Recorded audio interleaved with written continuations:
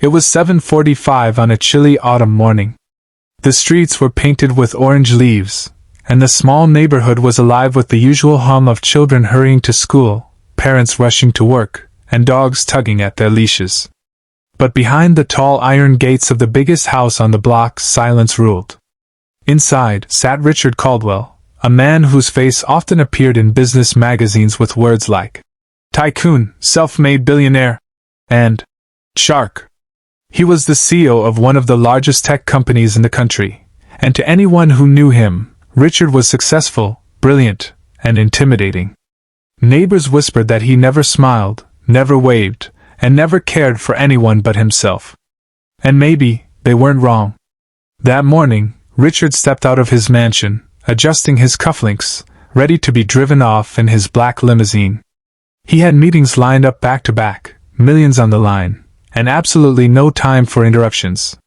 But then, he heard a small, trembling voice. "Excuse me, sir, will you walk me to school?" Richard turned, startled. Standing just outside the gate was a little girl, maybe 7 years old, with a pink backpack almost as big as she was. She had messy brown hair, bright hazel eyes, and a hopeful smile that seemed far too innocent for the world. Richard frowned. "What did you say?"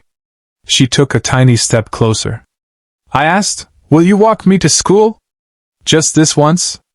Richard almost laughed. Walk her to school? Him? Richard Caldwell, the man who billed $10,000 for an hour of his time? Surely the girl was joking. "I think you've mistaken me for someone else," he muttered. "Ask your parents." Her smile faded. "I don't have anyone else to ask." Something about the way she said it, so simple, so matter-of-fact, made Richard freeze. The driver opened the car door, waiting. But for reasons he couldn't explain, Richard found himself closing it again. "Why me?"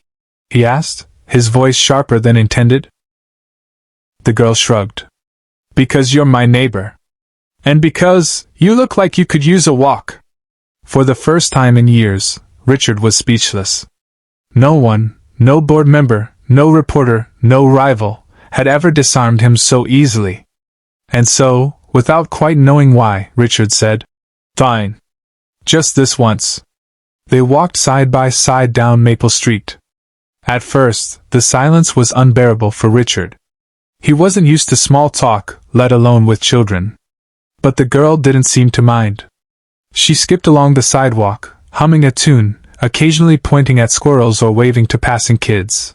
Finally, Richard asked, "Where are your parents?" Her humming stopped. She clutched her backpack tighter. "Mom's working 2 jobs. She leaves early and comes home late. Dad's not around anymore." Richard swallowed. "And you walk alone every day?" She nodded. "Mostly. But today, I didn't feel like being alone." Something shifted in Richard's chest. He thought of his own childhood, of the days he'd walked to school with no one beside him because his parents were too busy building their empire. He remembered the loneliness, the quiet ache of wishing someone would just hold his hand, even for a block. The girl suddenly looked up at him. "You always look so angry when you leave your house. Doesn't it hurt to frown all the time?" Richard almost tripped.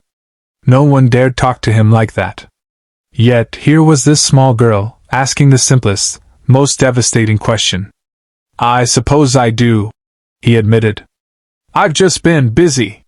She smiled again, this time softer. "You should try smiling. It makes the day feel lighter."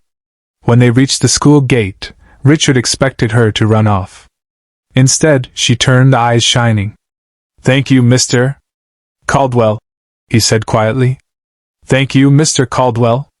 You made me feel safe today." Safe. The word struck him harder than any business victory ever had.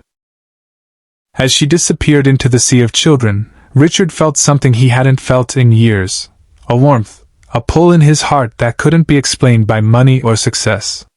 The next morning, without telling anyone, Richard skipped his limousine ride. Instead, he waited by the gate. Sure enough, the little girl appeared, surprised and delighted. "Walking again today?" she asked. He nodded. if that's all right with you."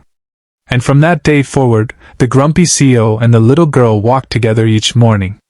Richard's frown softened, neighbors began to see him in a new light, and slowly, he realized that the greatest success in life wasn't measured in dollars or titles, but in the small, selfless moments that made someone else feel less alone.